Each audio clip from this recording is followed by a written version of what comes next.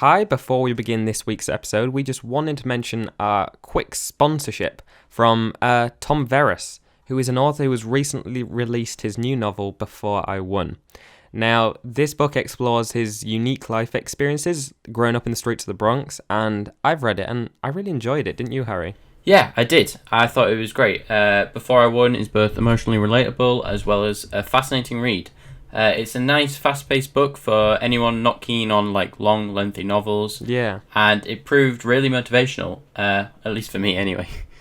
Yeah, I mean, it's got a really nice quality to it. And Tom's writing is easy to read, so it's not real dense. So if you're not big into books, you'd probably still enjoy this. And he really strives you to work hard and push ahead even when the times are hard, and it's definitely motivational and encouraging. So if you are interested in this book, please be sure to check out him on Amazon via the link in the description. That's all from us now. Please enjoy this week's episode.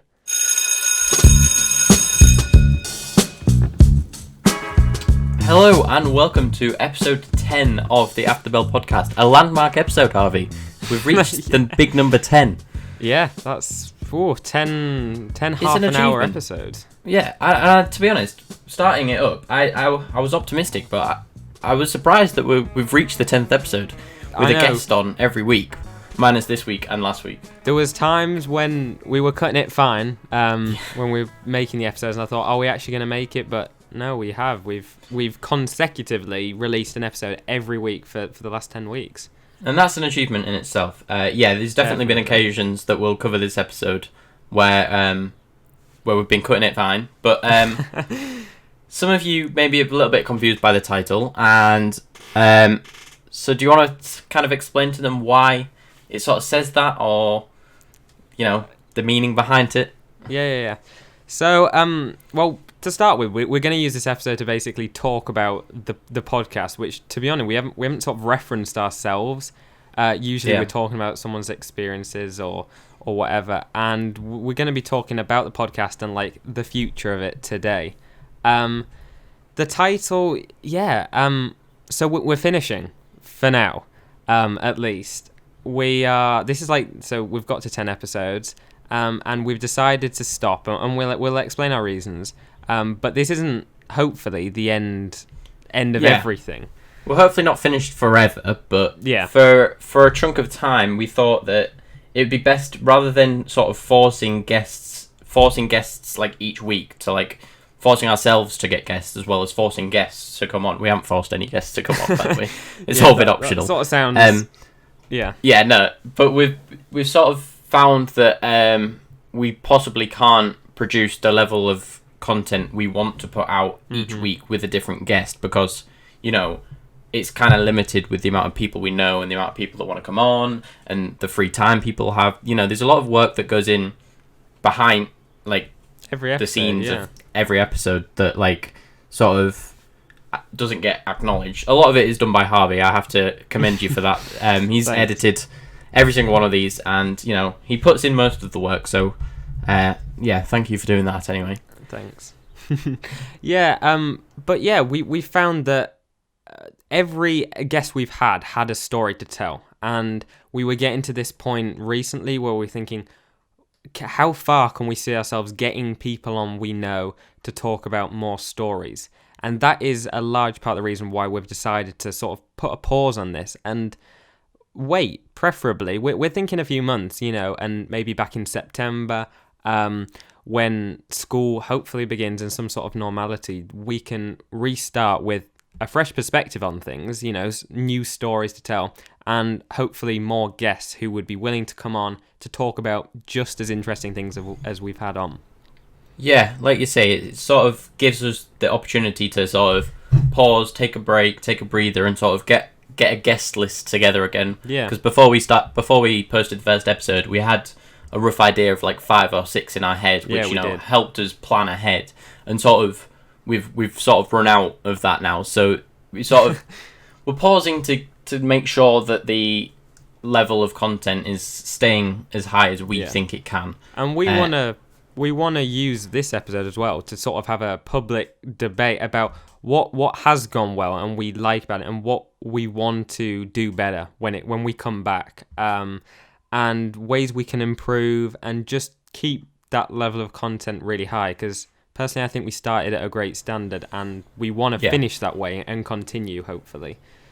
Yeah, 100%. If you're watching this video now and you've got any ideas for like sort of a second, I don't want to say season because it's not like a TV show, but like a second sort of block of episodes, if you've got any ideas for like possible guests or possible new ideas to make the episodes like fun, like be sure to leave them in the comments or DM us on our Instagram After the Bell Podcast. Anything, we're open to any ideas. That'd go a long way. Definitely. Really appreciated. We're excited to sort of take a break, over summer, and then think about what we could do differently and do something, maybe pushing boundaries on what our podcast format's like or whatever like that.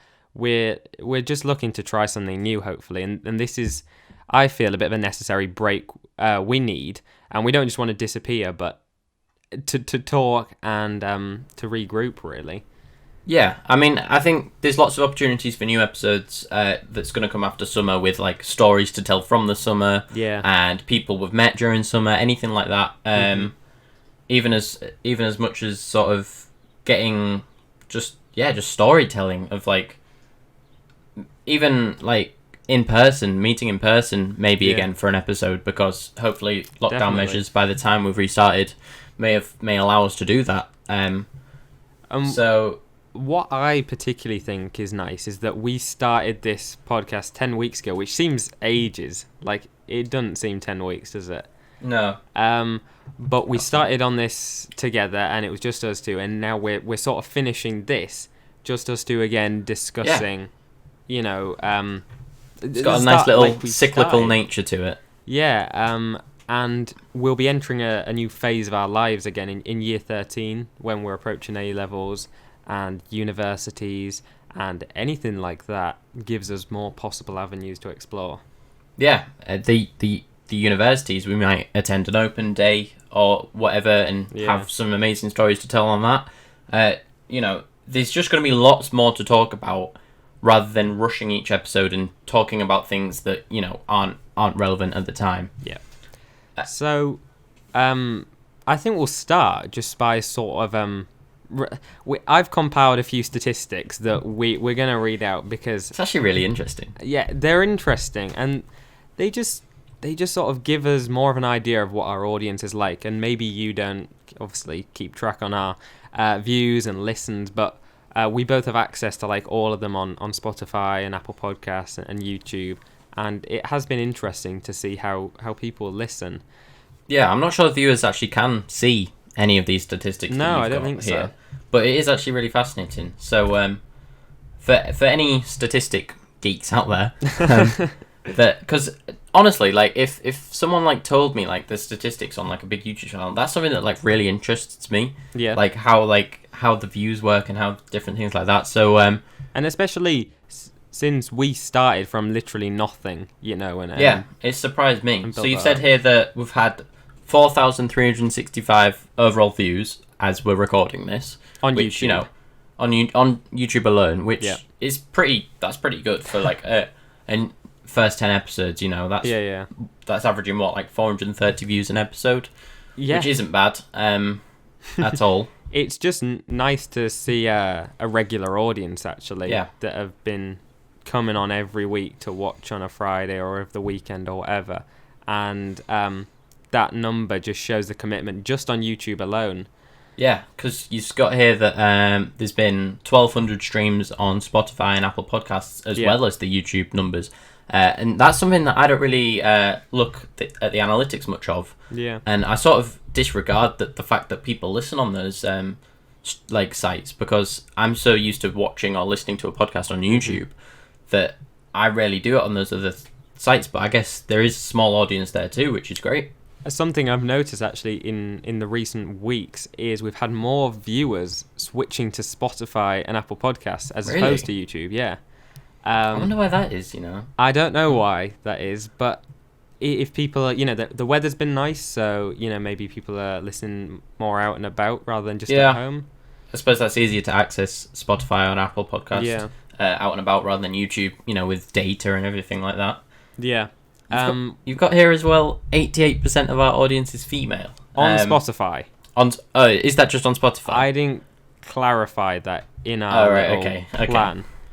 Oh. But still, I mean... Yeah. That's a lot. I think a lot of that retention might have come from my sister's episode. Yeah. Or maybe just, more women listen to podcasts, maybe? I'm not sure. I don't know, really. I mean, because we know a lot of people who listen, like, boys and girls, so... Yeah, and I'd say that's probably about even on that front from who we know listen, boys and girls. I'd say that's about 50-50. I think we definitely have a lot of listeners from your sister, and that's really appreciated. But then on YouTube, I think maybe more boys watch on there. I don't know why. Yeah, possibly. We didn't look at that analytic, but yeah. So 68 hours total listened just on Apple Podcasts as well, which is great. That was pretty crazy. That's like 2.5 days of just us. I mean, Apple Podcasts is our smallest platform that we're on, but still 68 hours of those are listened. Yeah. That's great. To our podcast is really. I think it's about 500 or 600 hours on YouTube, which is even better. Yeah. Yeah. And you've got here that the most popular episode was indeed the first one, School Life in Lockdown. That's not a surprise, I guess. Although I wouldn't have been that surprised if my sister had the most views on her episode with her audience coming over. But the fact that it's the first one shows that people still cared when it wasn't someone they knew on it was just us two. So we appreciate that. That was nice actually, because that's obviously when we started, and we were the worst then. Like, I feel like the way we've definitely got better technically, and just better on podcasts. Verbally, yeah, verbally. Is massive. Something you guys don't see is Harvey's 38 takes before he does an intro or an outro. Before we often pre-record intros and outros, and if Harvey's kicking one of them off, it usually takes him a few attempts. But to be honest, you have got better as the episodes have gone on. It's gone from like 10 attempts down to like, I think you did it first time the other day, didn't you? Yeah, I did. I just rolled straight into it. That's a big achievement. Those kind of things you don't even think about when you listen to it. You just hear it and you're like, oh, whatever. But you don't know what to say, and it's just been interesting to hone those skills, because being sort of a host of a podcast is never something I had in mind, but it's allowed me to get better at that. Yeah, and it's definitely going to help with your, deputy head boy role as well, I think. Exactly. With your speaking, just flowing speech that's, that you need as like someone in that role. And definitely, I think it definitely helped the confidence of the actual head boy and head girl who came on. It was a little practice run for them. Yeah. Is to just answering a question and speaking nicely, I guess. I mean, I really hope all the guests we've had on, and we've had over 10 guests on, right? We've probably because we've had two twice, as well as another 7, I think. So I think we've had 9. 9 guests on, but yeah. Oh wait, no. 4. Give me a second. 4. No, we've had 11. Sorry, we've had 11 because 11 we've had guests. 2 lots of 2 and then another 7. Yeah, 11, I believe. And I hope those people enjoyed coming on, because it's been great to speak to them and just have other people on who wouldn't who wants to come on a podcast, but like. And there wasn't a single episode where I thought someone didn't speak enough or spoke poorly or anything like that. I thought everyone who came on genuinely did a good job of just like answering questions and stuff. They generally had something like they actually wanted to say, and we really appreciate it, because we couldn't have done it sounds so cheesy, doesn't it? We couldn't have done it without you. Yeah, no, but it is true. So to put you on the spot then, Harvey, speaking of our guests, which has been your favourite episode out of the 10? I've enjoyed so many. Let me think. Off the top of my head, I'm gonna say the one I was most intrigued by was the ghost hunting one. Yeah. That was an interesting one. The guests we had on were great, and the actual stories they were saying just intrigued me, and looking at the people who listened, it definitely intrigued them too. Yeah, it's one of our highest viewed ones, that one. It was definitely different. It was a different approach to an episode. Rather than sort of the interview format, it was more just storytelling and just having a general chat. For me, I'd say I think the one with Aaron about the military school really fascinated me the most. That was really interesting. I think he did a really good job of explaining it, and I think from the retention on that one as well, I think a lot of people watched most of that episode, so were clearly interested into what he was saying. So, but every guest was amazing. That's just our personal pick, but all the guests that came on did a good job. It was so relevant to our podcast as well. It fitted perfectly, and we're lucky that we know him, and he wanted to come on and just it was a really good episode. That was.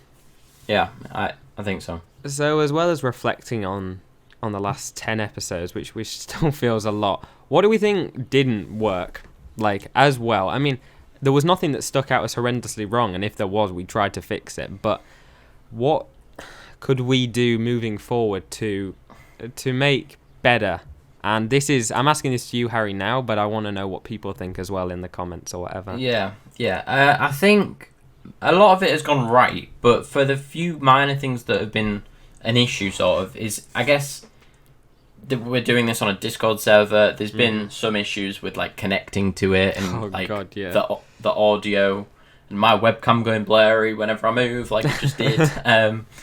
No, but generally, I think it's gone as well as we could have hoped. Yeah. But you're always going to have people online, because we're doing this over the internet. You're always going to have people talking over each other a little bit, and not hearing what someone said, connection issues, things like that.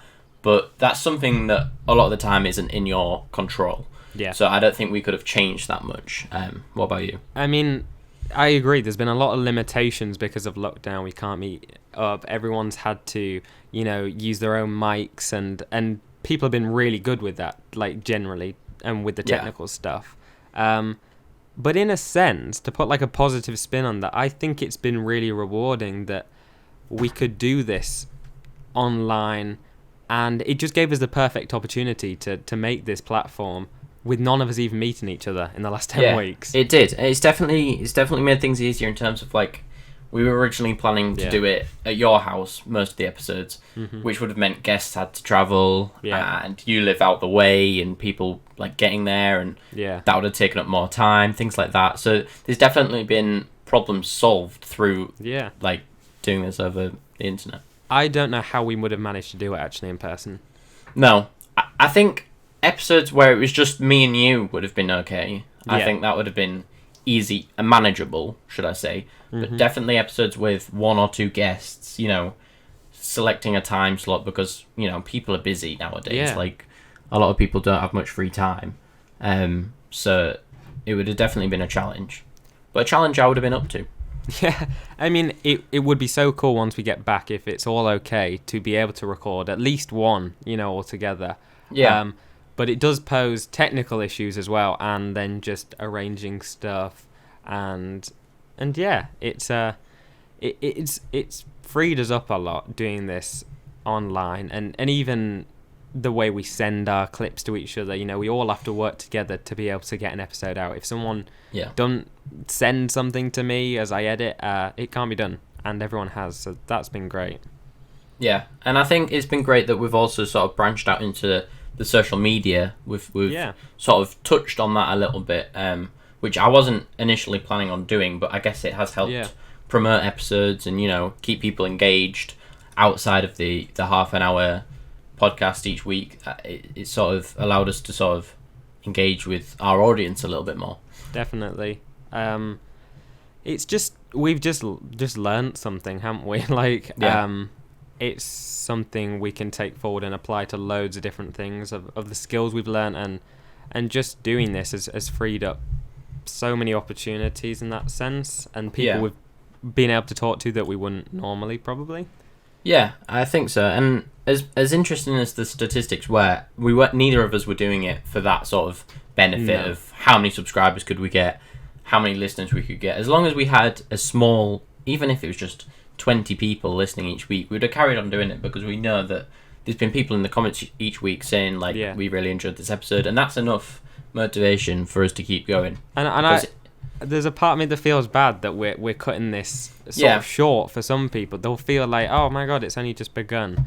But it's definitely for the benefit of the quality that you'll be listening to, because we don't want to force episodes out just for the sake of meeting an episode a week sort of grind, because we feel we'd rather take a break and come back with a refreshed set of 10 episodes again, rather than forcing the guests, like I say.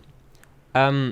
This is something I didn't have planned, but what are your plans for the summer? Because of course, like now when we restart, people who don't know us especially are gonna be like, what the flip are they doing? What are they? What are your plans? Just in general over the summer. In yeah. Well, you got a lot of work to do. When we went into school and we had sort of that one-on-one session with our tutors or like our pastoral team. Yeah. The teacher said to me that it's likely that they're going to be setting work over summer. Oh, really? So as it, like, disregarding the work side of things, because I will be catching up regardless of whether they set work or not. Yeah. Disregarding that, I just want to sort of socialise, Yeah. just the standard thing, because I'm pretty sure holidays are out the window, because we were planning on going to Portugal, I think, but I think that's just been cancelled by the airlines or whatnot.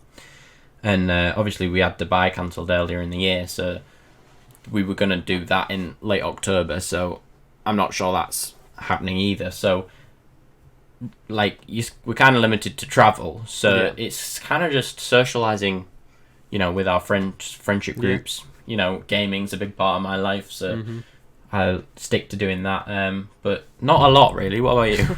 I mean, no, I agree. I think as restrictions on the whole lockdown ease, it's just about returning to some sort of normality for me.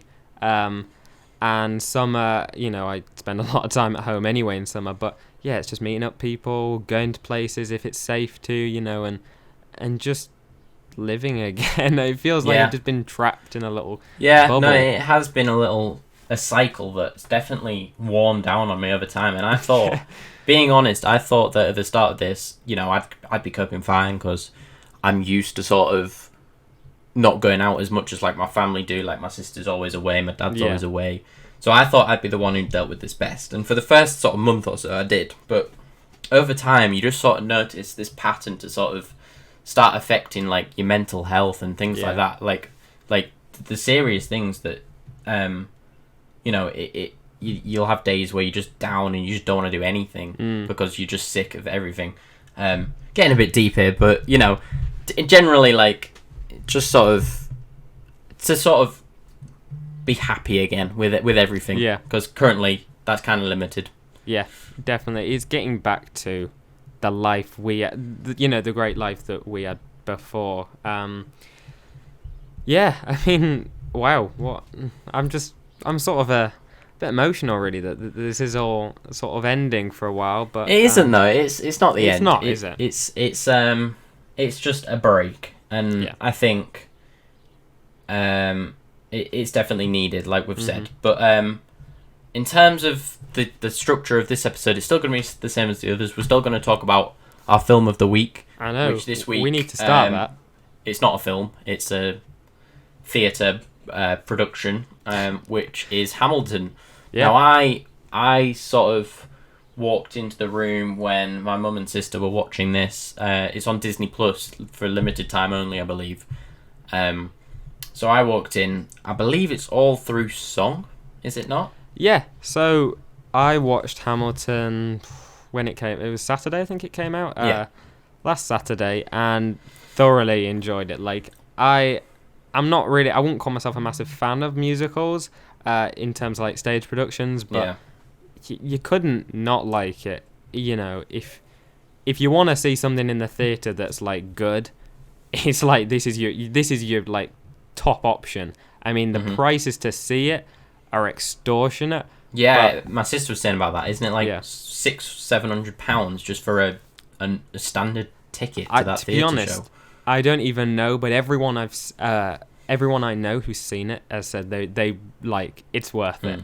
And it's over like 2.5 hours, isn't it, as well? It's like 2 hours 40 or something. Or it might have been 2 hours 20, but a long time anyway. Oh yeah. But yeah, like you said, it is all in song, or the majority of it is, and it's depicting the life of Alexander Hamilton, who was this orphan who ended up becoming like a founding father of like sort of the American judicial system that we know today, and it doesn't sound the best premise for a musical, but you watch it on Disney Plus and it is so good. Yeah.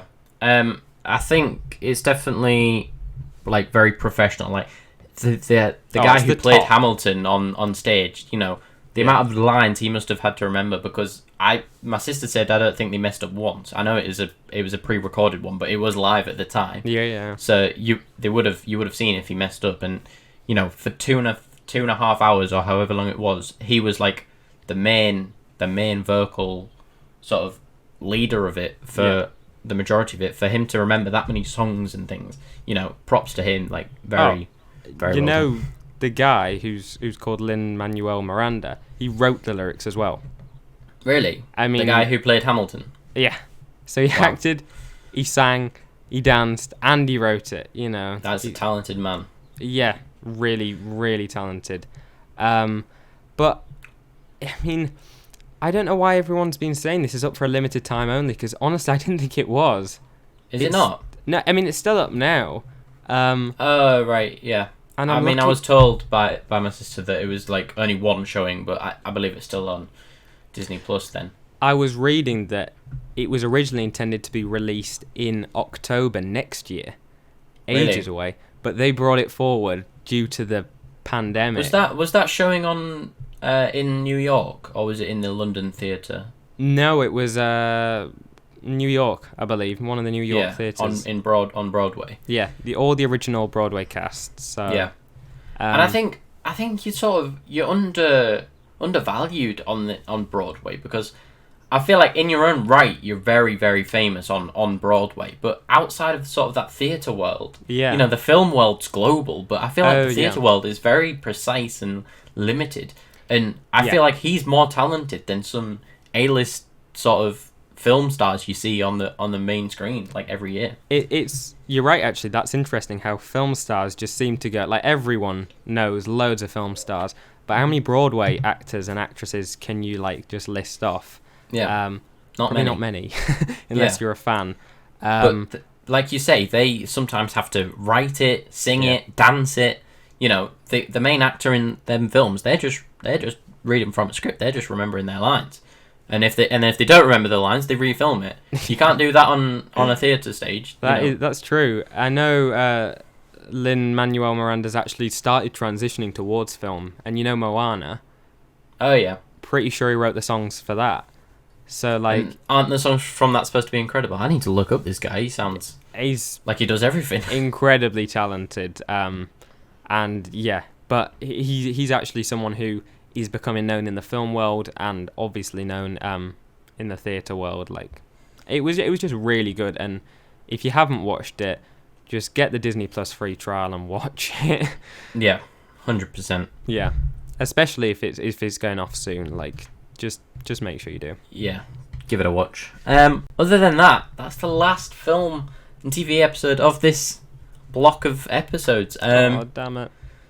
I think we've reached just about time there. I know over the summer I'm going to be watching a hell of a lot more films, especially as the cinemas open. We definitely will be short of films to talk about in the next block. Yeah, we're going to have a lot to speak about next time we do this. So I think that's a good place to round off. Thank you so much for listening for these 10 weeks, or even if you've just listened to this one, or you know you've listened to them all. We appreciate all the support we've had on it, and we hope to be speaking to you again soon.